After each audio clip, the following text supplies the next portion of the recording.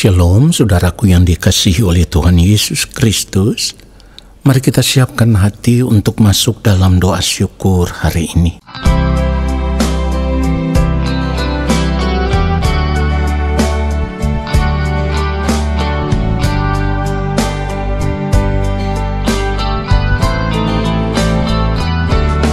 Dengan apakah seorang muda mempertahankan kelakuannya bersih dengan menjaganya sesuai dengan firman-Mu.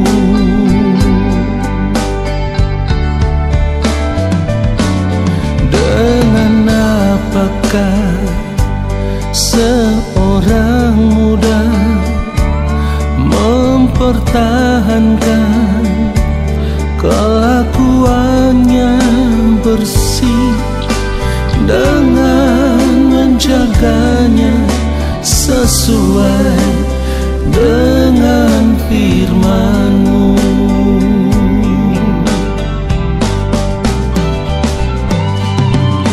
Dalam hatiku aku menyimpan janji-Mu, supaya aku jangan berdosa terhadap Engkau.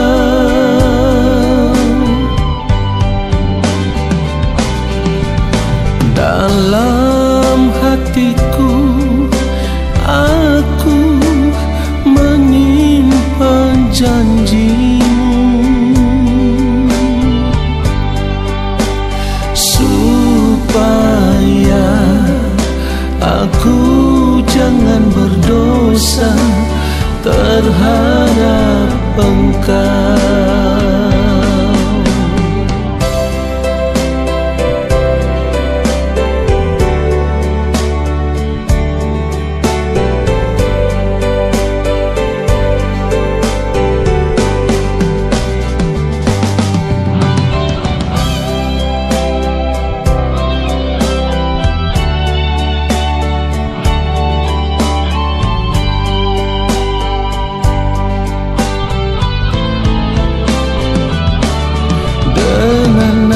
Apakah seorang muda mempertahankan kelakuannya bersih dengan menjaganya sesuai dengan firman-Mu.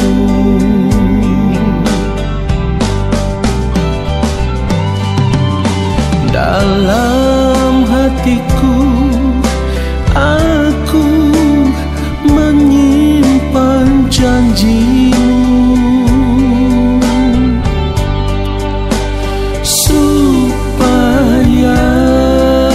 aku jangan berdosa terhadap Engkau.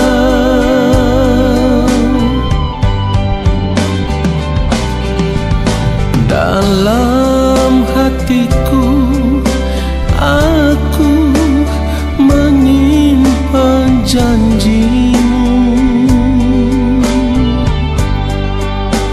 supaya aku jangan berdosa terhadap Engkau.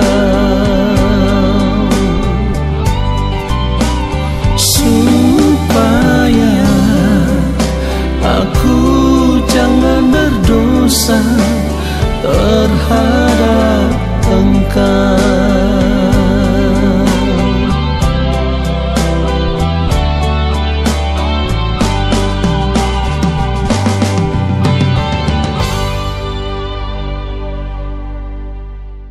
Mari kita berdoa. Yang Maha Kudus, Allah Bapa kami yang ada di dalam kerajaan surga, kembali saat ini kami ada di hadapan Bapa.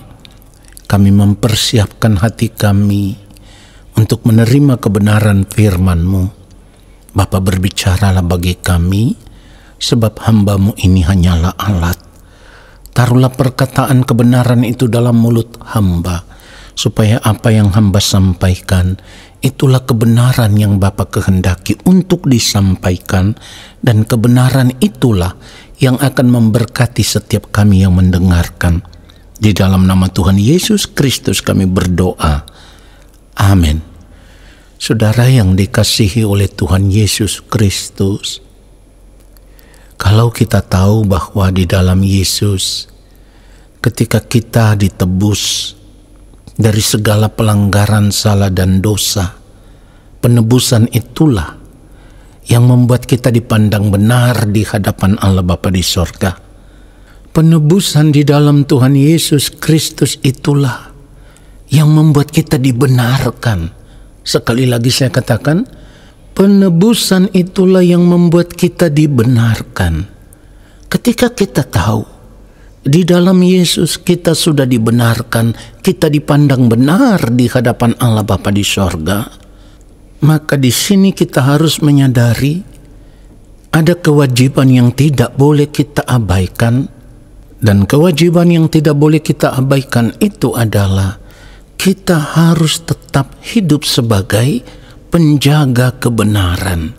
Artinya di sepanjang hari-hari hidup kita, kita harus benar-benar berjuang untuk hidup tetap benar-benar benar. Jangan berbuat salah lagi. Jangan berbuat dosa lagi.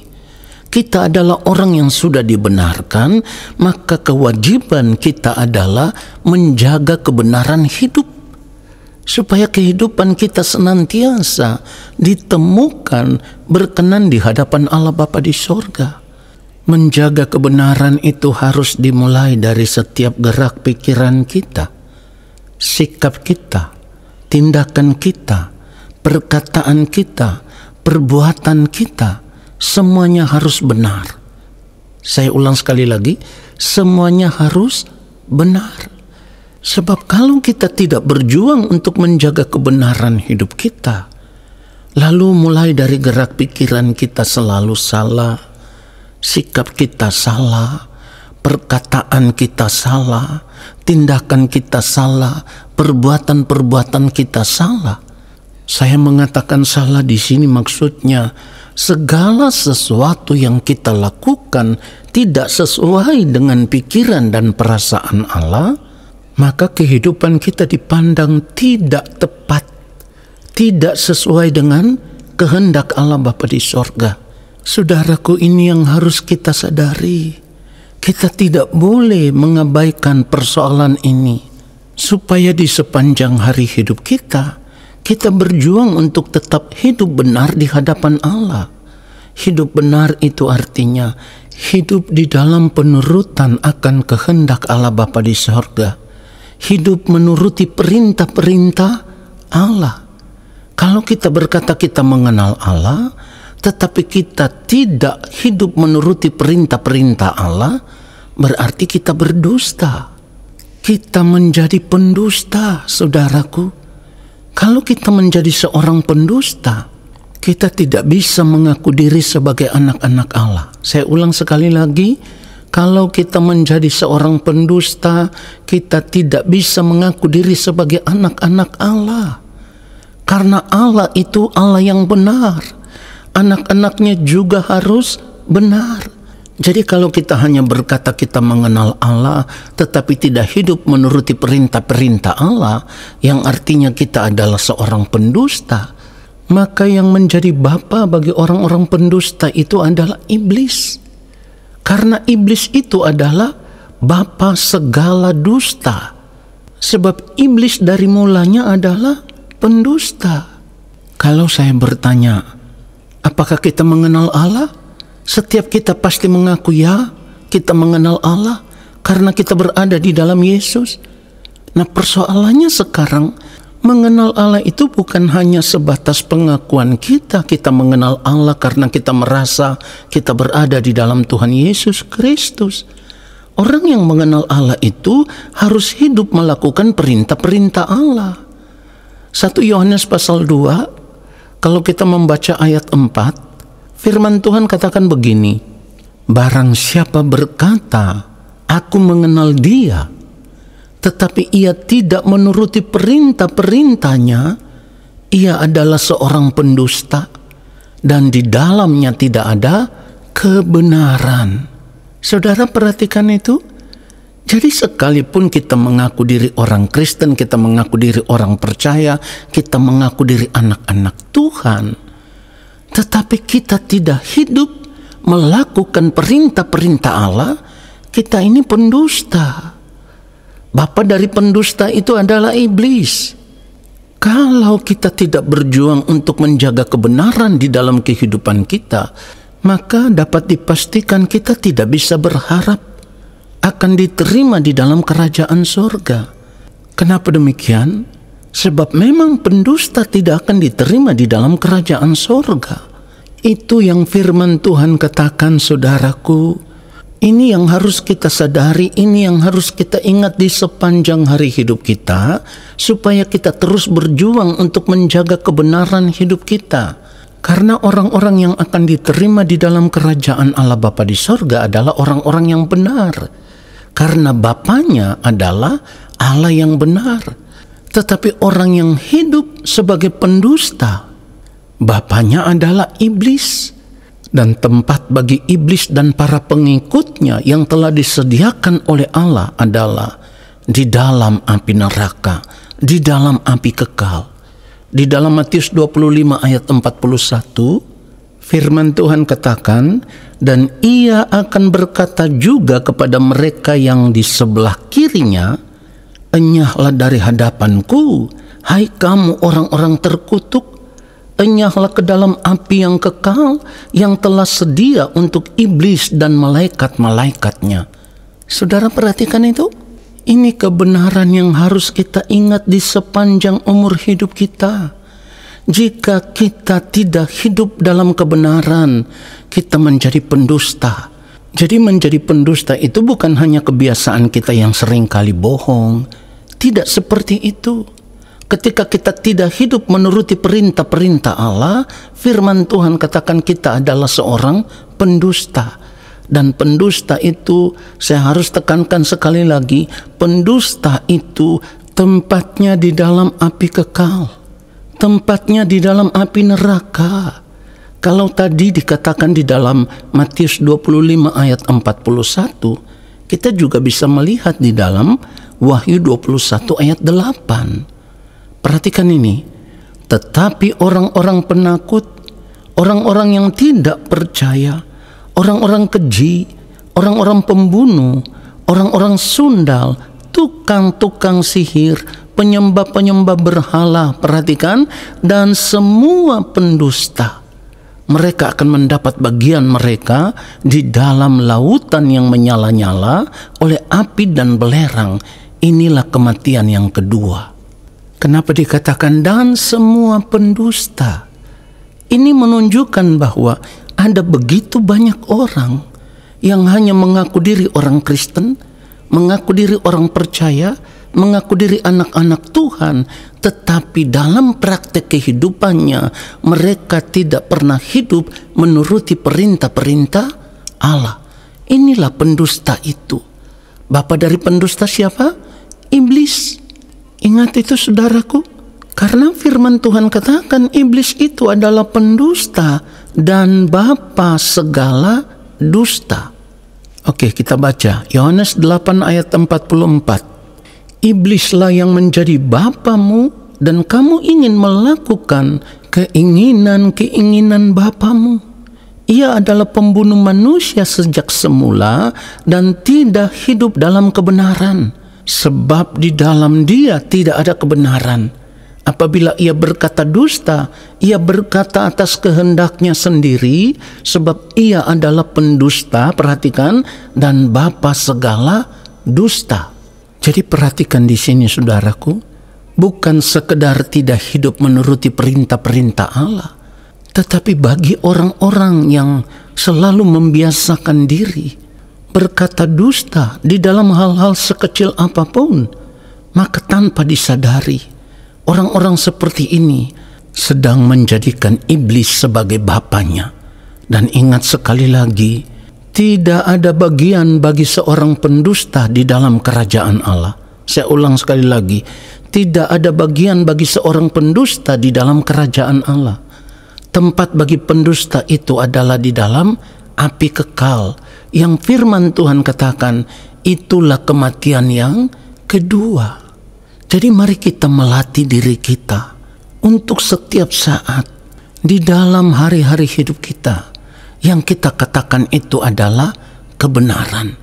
Sekali lagi saya katakan, kita harus memperkatakan kebenaran supaya kita berjuang untuk menjaga kebenaran itu tetap nyata di dalam kehidupan kita. Jadi jangan membiasakan diri untuk mengatakan sesuatu yang merupakan dusta, sekecil apapun itu. Dan lebih daripada itu, kita harus berjuang untuk hidup menuruti perintah-perintah Allah. Sebab ketika kita tidak hidup menuruti perintah-perintah Allah, berarti seperti yang firman Tuhan katakan, kita adalah seorang pendusta. Saudaraku, kalau kita ingin tetap menjadi anak-anak Allah Bapa di sorga, di dalam kerajaan Bapa di sorga nanti, maka berubahlah. Jangan lagi menjadi seorang pendusta, tetapi jadilah anak-anak kebenaran. Maka kita akan diterima di dalam rumah Bapa di sorga. Tuhan Yesus memberkati kita semua. Amin. Mari kita berdoa. Bapa, terima kasih untuk firman-Mu yang terus menyadarkan kami, menegur kami, mengingatkan kami.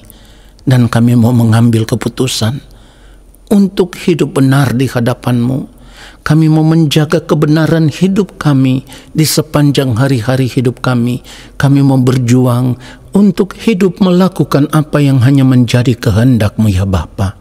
Karena kami rindu di ujung kehidupan kami, Engkau memandang kami sebagai anak-anak yang benar. Dan kami boleh diterima di dalam rumah-Mu ya Allah. Terima kasih Bapa. Lalu saat ini kami mengangkat tangan di hadapan Bapa di sorga. Kami percaya Engkau akan menurunkan tangan dan memberkati hidup kami. Saudaraku, arahkanlah hatimu tertuju kepada Tuhan dan terimalah berkat-Nya. Segala berkat kasih karunia daripada Allah Bapa di sorga, rahmat cinta kasih yang berlimpah-limpah dari Tuhan Yesus Kristus, di dalam persekutuan yang manis dengan Roh Allah yang kudus, turun atas hidupmu, menyertai langkah hidupmu, dan memberkati kehidupanmu sekarang dan sampai selama-lamanya. Amin. Saudaraku, terima kasih sudah mengikuti doa syukur hari ini. Sampai jumpa dalam doa syukur besok hari. Tuhan Yesus memberkati kita semua. Shalom.